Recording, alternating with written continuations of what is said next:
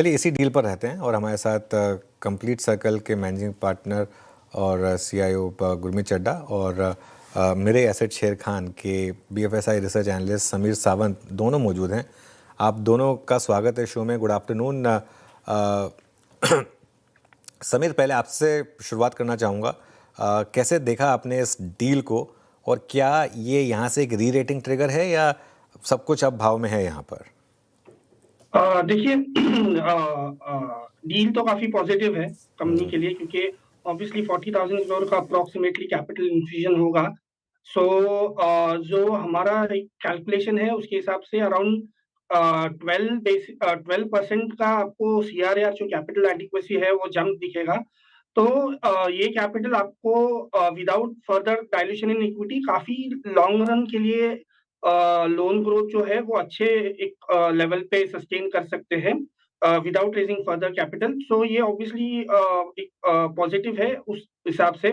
Secondly जो net interest margin है, sorry borrowing cost जो है वो around 50 to 70 basis points fall हो सकता है इस कंपनी के लिए। तो वो डायरेक्टली आपके नेट इंटरेस्ट मार्जिन पे पॉजिटिवली इम्पैक्ट करेगा, विच अल्टीमेटली आपके रिटर्न रेशियोज है उसको पॉजिटिवली रिफ्लेक्ट करेगा। गुरमीत, गुड आफ्टरनून और welcome to Mumbai. First of all, मैं सुना आप मुंबई में हैं। ये 2 टाइम्स प्राइस टू बुक पर श्रीराम फाइनेंस इस डील के बाद क्या अभी भी अट्रैक्टिव है और क्या आपकी यहाँ पर इस लेवल पर बाय की सलाह होगी? तो अनुज, ये लॉन्ग टर्म के लिए बहुत ही पॉजिटिव न्यूज है। और ये अब तक का अगर आप सारी डील्स ऐड करें सेक्टर में जो हुई हैं, चाहे आरबीएल है, फेडरल बैंक है, सम्मान कैपिटल है, यस बैंक है, आज श्रीराम है, $10 बिलियन के ऊपर इन्फ्यूजन हुआ है। तो ये एक रिफ्लेक्ट करता है कि फाइनेंशियल सेक्टर इकोनॉमी का बैरोमीटर होता है। और जब एफडीआई आता है इतना बड़ा, तो आपको दो चीजें बता रहा है। एक, कॉस्ट ऑफ फंड जो बहुत कॉस्ट ऑफ बोरिंग है पूरी इकोनॉमी की कम होने वाली है। इंडिया एक इन्फ्लेक्शन पॉइंट पे है। मैंने कई बार आपसे बोला, शायद आज जो हम जो 6.5 पे गवर्नमेंट बोरो करती है, शायद साल डेढ़ साल में आपको ये 5, 5.25 ऐसे दिखेगा। और एक इकोनॉमिक ग्रोथ अपटिक हो रहा है जिसमें सब पार्टिसिपेट करना चाहते हैं। तो एक तो री रेटिंग होनी चाहिए स्टॉक की, क्रेडिट अपग्रेड भी आने का अच्छा खासा चांस है।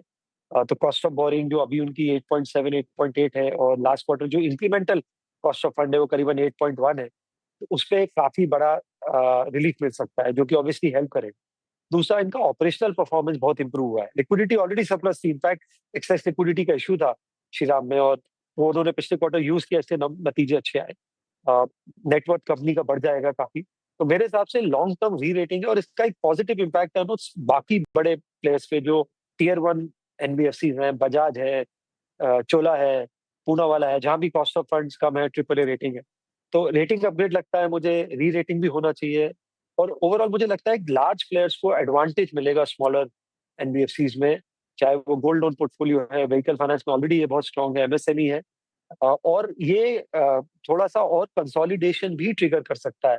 बहुत सारी छोटी एनबीएफसी जो प्राइस जिनका कॉस्ट ऑफ फंड ज्यादा है, वहां पे भी आपको कुछ एक्टिविटीज एमएनए साइड पे देखने को मिल सकती है। तो बहुत पॉजिटिव है।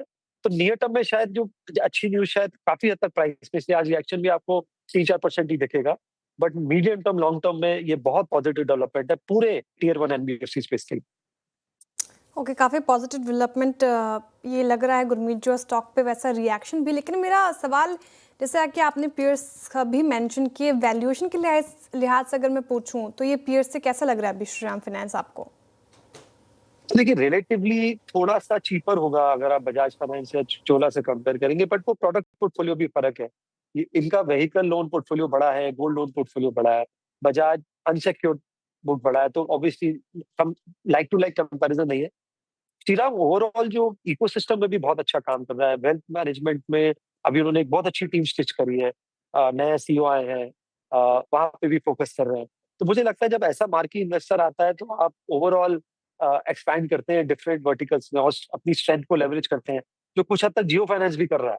अब देखिए, मल्टीपल बिजनेस इंक्यूबेट कर रहा है।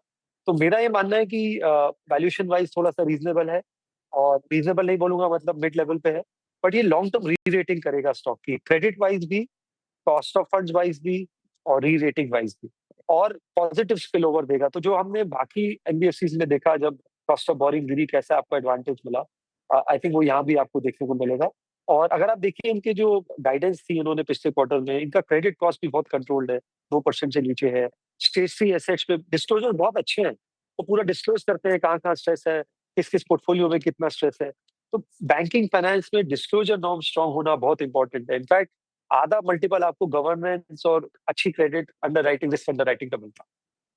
ओके, समीर आपसे एक सवाल पूछूंगा। ये जो बैक टू बैक डील्स हो रही हैं भारतीय फाइनेंशियल स्पेस में, चाहे वो टियर 2 बैंक्स हों या एनबीएफसीज हों, ये क्या कह रहे हैं आपको? क्योंकि काफ़ी पेन रही है इस सेक्टर में, लेकिन कहीं ना कहीं एक लग रहा है कि अंडर द न्यू लीडरशिप और न्यू आरबीआई गवर्नर कुछ चीज़ें बदली हैं, या फिर ओवरऑल जिस तरीके की री रेटिंग स्पेस में हुई है उसको आप कैसे देख रहे हैं?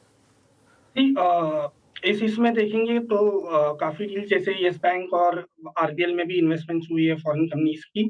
तो ये दर्शाता है कि ओवरऑल मैक्रो फंडामेंटल्स जो इकोनॉमी के हैं और बैंकिंग की ओवरऑल बैलेंस शीट जो है, वो काफ़ी मजबूत है।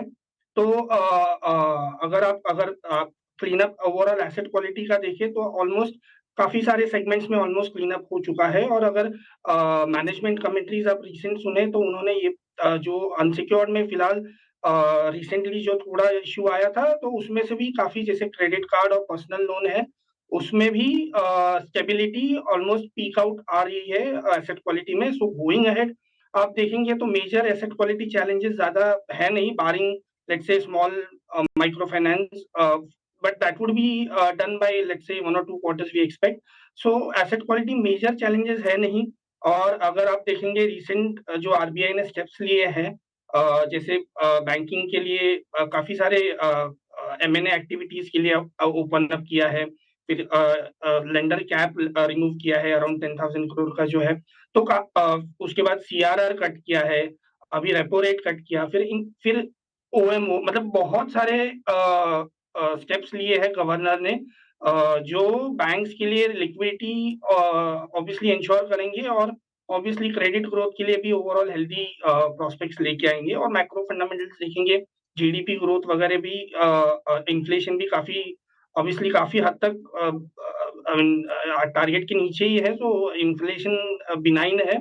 So overall macro fundamental growth भी अगर आप जीडीपी के हिसाब से देखेंगे, एक्सपेक्टेड रिवीजन जो अपवर्ड हुआ है, तो वो एक दर्शाता है कि बैंकिंग क्रेडिट भी कहीं न कहीं ऑब्वियसली उससे प्रोपोर्शनेटली लिंक्ड है, तो वो आगे चल के आई थिंक इम्प्रूव होगा। सो ये ओवरऑल पॉजिटिव एटमॉस्फियर देख के फॉरेन इन्वेस्टमेंट्स आ रही है।